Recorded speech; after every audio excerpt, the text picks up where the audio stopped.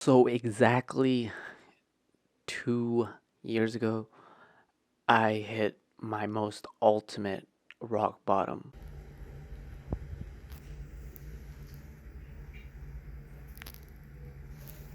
I equate it to if you guys play Mortal Kombat, Street Fighter, any type of one-on-one side-scrolling PvP player versus player game. What happened to me was I got Hadoukened, and I go off the stage, and then it's a level fatality. So I go through the stage, and then I go fall down a stage, and then I get back up, and then I fall down another stage, and then I fall down another stage, and then I fall down another stage. I'm like, can I just call it quits, or are things just gonna keep getting worse for me? I'm actually able to take a step back and really think about life and things that make me happy. Before I get into this video, you're probably like, Peter, you are oversharing. This is way too much. I'm like, no, that's just me, man. And at that time of me going through all of this, it was all a blur. I don't remember much of it. And I'm like, whoa, this kind of sounds like PTSD. I'm like, maybe, maybe. But now, 2020 was a crazy year. But now, 2 years later, it's like time has gone by like that. And now it's 2022. So I'm going to outline exactly how I lost everything and how am I doing now. I've been dramatically losing weight, anxiety on an all time high, and feeling a depression that I have never felt in such a long time. So, during 2019, I was in a pretty serious relationship. I met this person from work, we hit it off, and then, just like in Peter fashion, I tried to people please. I'm a people pleaser, right? I'm a nice guy, a recovering nice guy. And when you were like 23, 24, you're still trying to figure out your manhood. You're still trying to figure out what do you have to offer to the world. But in reality, you already offer so much. You don't realize that yet. So in this really toxic relationship, it was failing.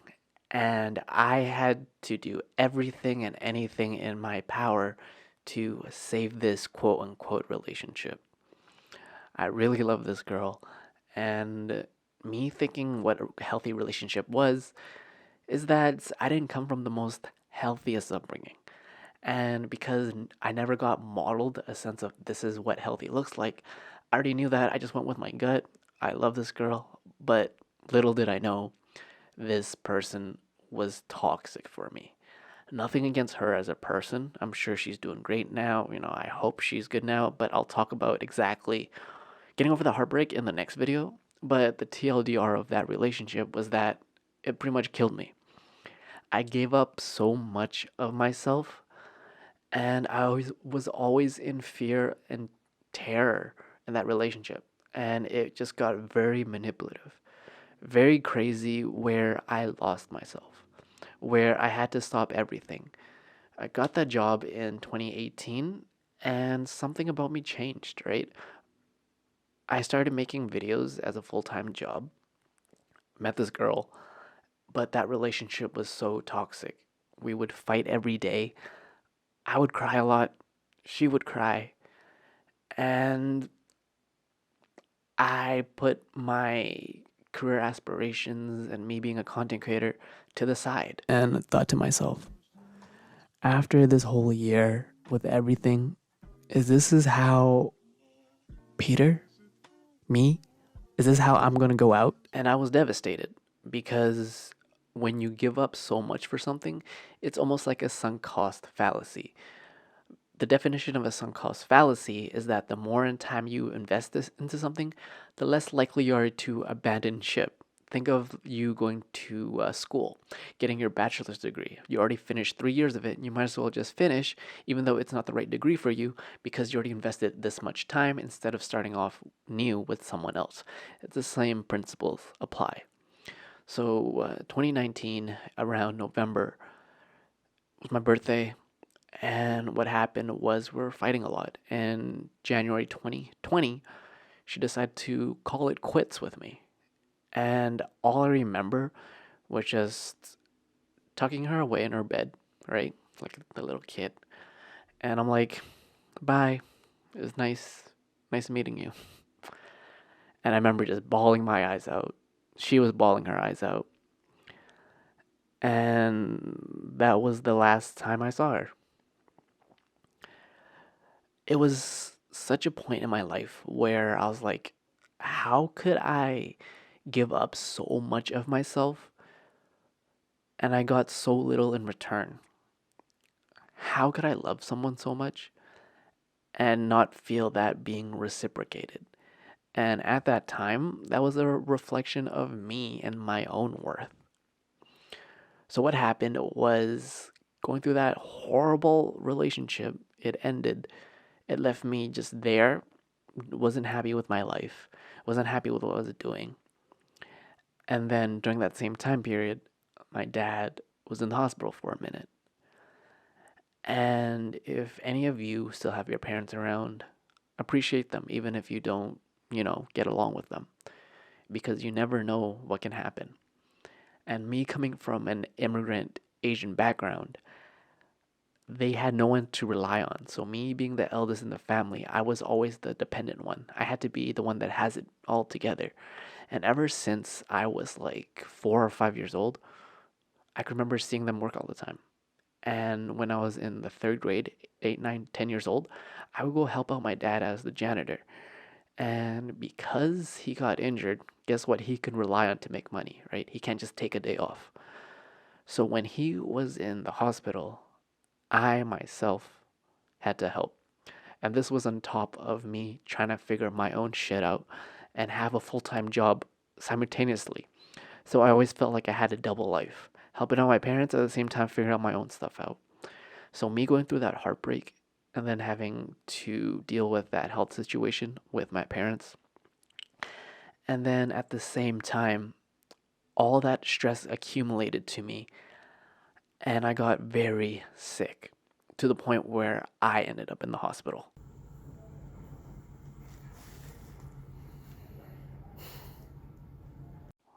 It was my lowest health. I lost so much weight, like 20 pounds, and I'm not a big guy.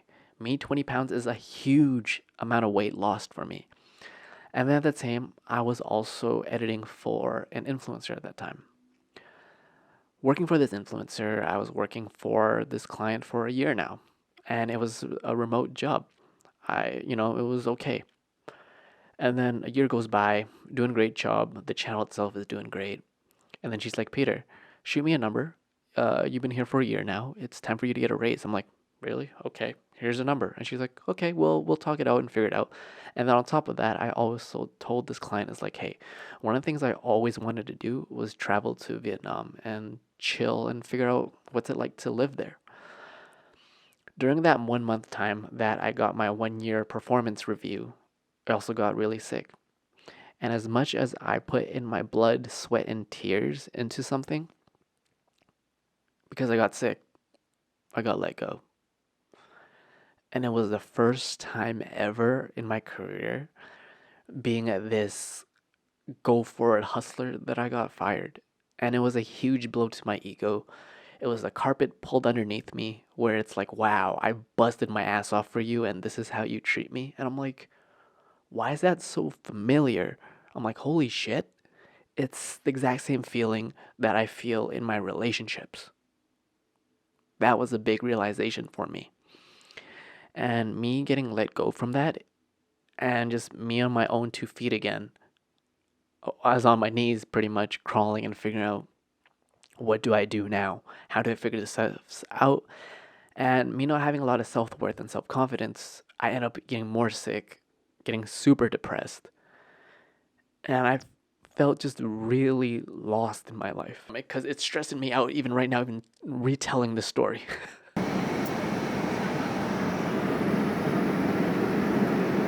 So for me, having a client, influencer client, working remotely before remote was even a thing, making that money, I thought I quote unquote had it all, but something just felt missing. And each piece that I thought I had, I lost one by one.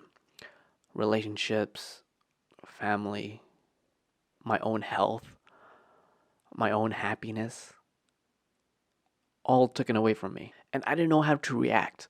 All I did was just isolate my room because that's what we're told to do during that time period. And when you're so used to having someone next to you, right, and that being your best friend, that person not there anymore and waking up alone, as silly as it sounds, is one of the saddest things that I had to go through, especially in a time where I needed someone. And being hyper independent says a lot about me because I never had like a safe space to truly be myself except for when I had a partner. And once that person just got up and left, I felt like I lost a part of me. I felt something was taken away from me. Fast forward 2 years is that I'm slowly picking up the pieces again. I'm slowly learning how to be human. I'm slowly learning how to, when you reach such a low in life, I promised myself that I would never, ever feel like that again. And to be my own best friend and know that how much I bring to the table, how much can I bring? I already am. And I didn't need to prove myself to anyone or anything. And the more I learned to love myself from these past 2 years, it was invaluable. And no amount of money could replicate what those that did to me in terms of push me in the right direction. Because there is that saying where every rejection is a redirection. Every time you hit a low, that is the universe, the world telling you, Peter, you're going down the wrong path. Come this way. And me going forward now is that I'm still processing this. And day by day, I'm learning how to figure out one, create the life that I really deserve and I know that I can work hard for and get, as well as figure out things about me. Because what I realized that, hence the name of this channel, Broke the Habit, was that you are a byproduct of your past decisions. When you react to something in the present, you're reacting to the past. So your past becomes your future. Did you understand that? Or do I need to draw out a diagram? So what happens is you get hurt, for example. And because you get hurt through this relationship, you yourself are like, I don't want this to happen again because people are pain avoidant. So you don't want this to happen again. So you move forward in life carrying this little baggage from this little painful event or a pain body, what Eckhart Tolle says. And what happens is if it happens again, your brain lights up red flags, danger, this is a threat. And you, from your past experience, doesn't want to happen again. So you have things where you kind of bring along that baggage so you don't actually do it again in the past, but you realize the situation is completely different, but you're bringing past into the present. So your past actually becomes your future. And what I need to do was a lot of healing. And what does healing look like? Well, for me, it was a lot of me going to therapy. I'll talk about that in the future video if you guys want me to. It was me figuring out how to put my own needs first. It was me figuring out I need to cut toxicity out of my life. I need to be the center of my own universe. And how do I be a quote unquote good person? Not a nice guy, but a good person that has boundaries, that has standards, and how do I carry myself? Because I needed to completely rip apart who I was and rebuild completely, quote unquote, from scratch again. And once you lose it's Fight Club is one of my favorite movies, and there's a quote where it's like, it's only when you lose everything is that you're truly free to do anything. And that is so true. What happened to me, I don't wish on anybody.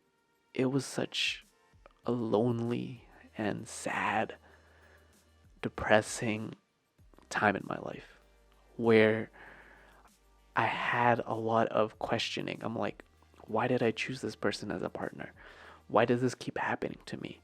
Why am I in these certain cycles where I constantly don't do the thing that I know that I'm supposed to do to love myself? I needed to be there for me. I needed to be my own best friend.